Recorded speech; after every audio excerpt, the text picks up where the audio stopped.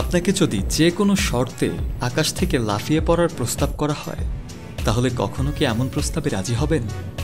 কিন্তু সম্প্রতি এই অদ্ভুত ঘটনাটি ঘটিয়েছেন রাশিয়ান মহাকাশচারী স্ট্র্যাটোস্ফিয়ারিক ইঞ্জিনিয়ার ডেনিস এফরেম।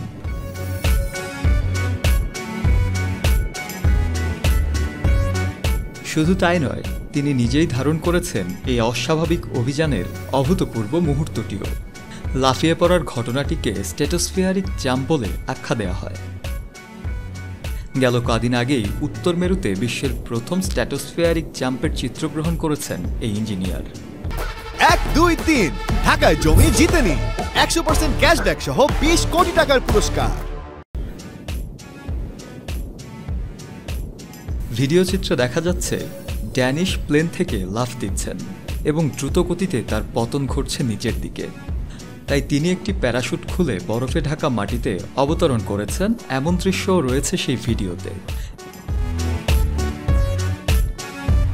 এই লাফে সে কোনো রকম বাধা ছাড়াই মাটিতে অবতরণ করতে সফল হয়েছে এবং এই অভিযানকে তিনি নিজের স্বপ্ন বাস্তবায়ন বলেও ব্যাখ্যা করেছেন মিডিয়াতে।